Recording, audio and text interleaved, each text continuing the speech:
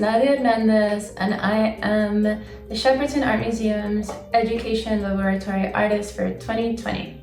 Before I begin, I would like to pay my respects to the Yagara, Jagara, and Turrbal people, traditional custodians of the land on which I am right now in Meanjin, Brisbane, and extend that acknowledgement to the Yorta Yorta Nation, where the Shepparton Art Museum resides, and pay my respects to all elders, past, present, and future, and extend my deepest respect to all First Nations listeners who are tuning in from around the world and the country. So today we are going to be doing a workshop titled Sculpt It. And the theme for the workshop is Querencia. So what is this word? Querencia is a big theme in my practice. It is like the place where you gather your sense of strength. The word is a Spanish word. It comes from the verb querer, which means to want, to desire, to love. And I'm going to show you this photo that I took when I last went home. So I'm from Venezuela, and I took this photo in November 2016. It is a photo of a bull sitting in the foot of a mountain. And this photo really reminds me of home. Whenever I look at it, it kind of gives me like a sense of strength. Funnily enough, Querencia is also the place in the bull ring where the bull takes its stand, and it's like a place for safety for the bull. And I really love that this bull is kind of just resting on the foot of this mountain, and I kind of see it and I think of myself in this space, and I think of the peace in the bull, and it just makes me feel really strong. It makes me feel really happy, and it reminds me of home, and that's why I love it.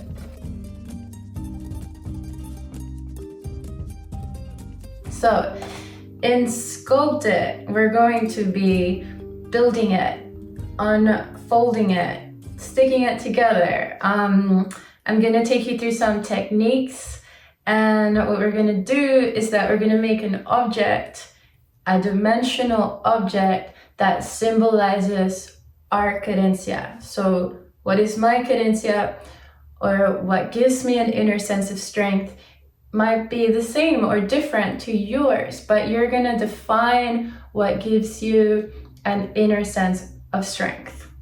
So the first step is to define your Querencia. And based on the idea of where we get our sense of strength, or things that make us feel strong or happy or joyful or at peace, we're gonna make a list. So grab a piece of paper, whatever you have around.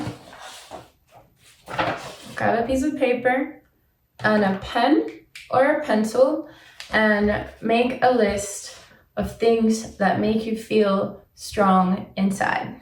So now that you have made your list, let's share the list and talk about how we've each defined our sense of strength, our Querencia. My list included ice cream, Navidad celebrations with my family, so that is Christmas celebrations and traditions that my family share, including hallaca making, which I will talk about shortly. Comfort food, like another Venezuelan dish called an arepa, a new leaf and curling, butterflies in the backyard, my grandparents' house in Venezuela, and of course, the bull resting on the foot of the mountain. So out of that list, I'm gonna pick one thing. And the way that I have defined my Querencia, I went back to recent celebrations over Christmas, and all my family were together. This is very rare, so it was very special. And I was thinking about something that I missed, but something that also made me feel very strong inside, and it was us all coming together to make hallacas. So I thought, I'm not going to make sculpture for each of my family members. I'm going to be here all day, but I will make a sculpture or an artwork of an ajaca. So what is an ajaca? Maybe you also have a dish or a food item that you love on your list. An ajaca is basically a traditional food that's made out of plantain leaves and cornmeal, and it has all of these delicious stuffings inside. I made it out of the materials I had available. Before you start sketching your ideas, let's have a look at what materials we need and also just what materials we have available. I'm currently at my mom's place at the moment, and I wanted to be resourceful, and I just wanted to work with whatever I had on hand. So I found colored pencils. I found some pastels, they're over here. I found sketching paper. I found colorful construction paper. If you don't have this type of paper, you can also use old magazines, pens, crayons. Any item can replace another item. If you have paint, that is great. I used paint because I didn't have certain colors that I wanted to use, so I decided to paint the paper and the cardboard that I had. Brushes are helpful. Glue, tape, double-sided is best, but if you don't have double-sided, that is also okay. Rope and string can also come in handy. For the structure of my sculpture, I went foraging around the house. I went to the recycling bin and I found some toilet rolls. I also found some boxes. I found some cardboard and just anything really that I could take apart or piece back together. I thought I could use as the structure to build my shape. Once you know what materials you have and you start to think about the list that you've made, you can begin to sketch. So what we're going to do next is we're going to sketch our idea. I'm going to make another dish. I'm going to make an arepa, and just going to think about what materials I have and how I want to execute it.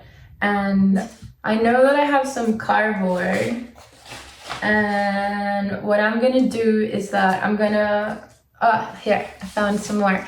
I'm going to use cardboard to make the base, and then I'm going to use some colorful paper and some crayons to draw the stuffing that goes inside. So that's just how I'm going to approach it. In a sec, I'm going to go through a few techniques of things that you might want to do, such as like cutting things out and sticking them on, painting, drawing, and decorating paper, folding, deconstructing some of these materials.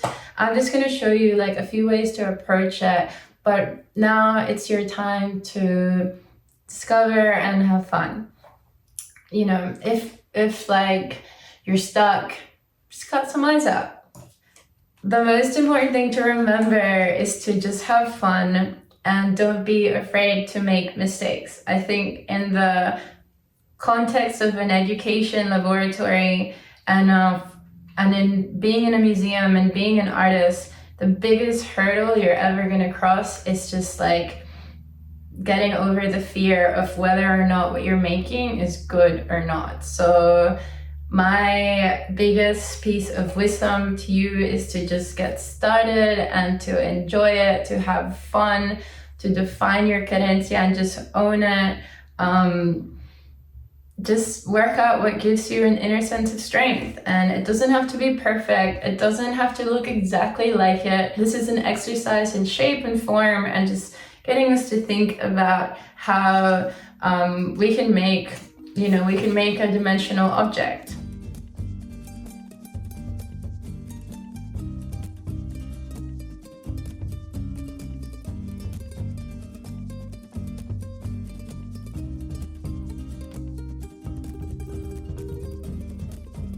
But first, let's make it.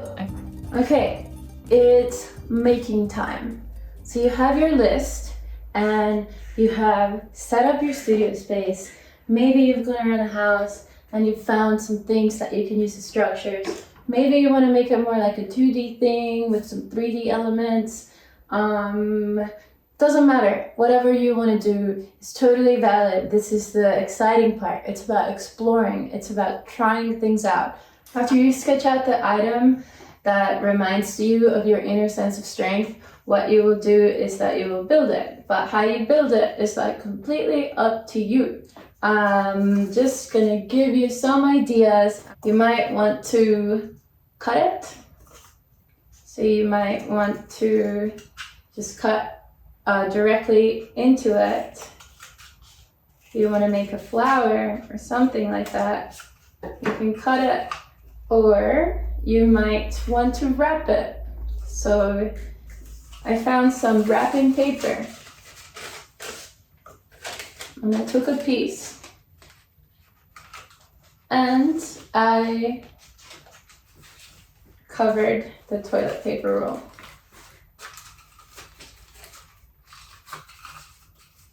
You can use that as a base.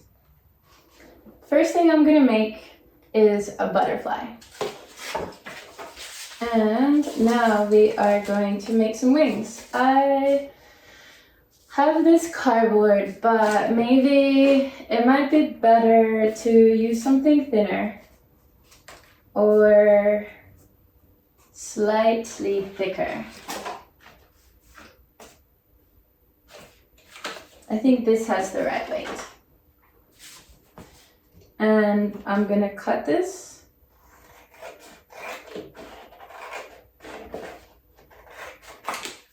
And then I'm gonna paint it. I've already gotten started on a couple of things, and I realized that because I'm also experimenting, this is what's gonna unfold. I'm just gonna work things out, and then we're gonna share what we've done at the end. So stay tuned, watch.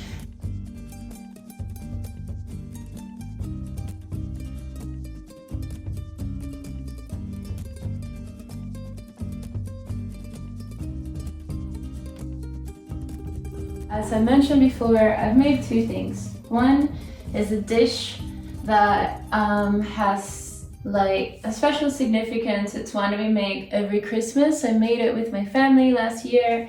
It's called Anajaka.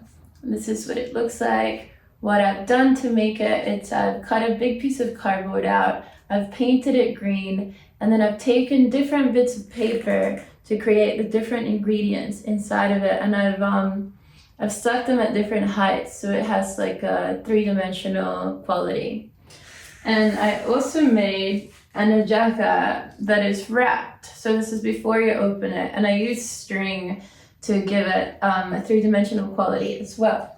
So I decided to make a butterfly and use that as a symbol of something that makes me feel hopeful and something that in turn gives me a sense of strength. And I used a toilet roll to make the base of this butterfly, and then I cut out different forms for the wings with some construction paper I had. I painted some of the paper. I then also gave the back like a different shape and a different color. I cut out some other forms. We are up to installation time, and I have chosen to install these works in an area of the house where my mom puts her favorite objects. So here's the butterfly alongside some ceramics, some pottery, and here's my ajaka. Finally, thank you so much for joining me. I hope you enjoyed the workshop, and I hope that you just had fun making. Let's do a show and tell. If you want to post your artwork, tag the museum and tag me as well.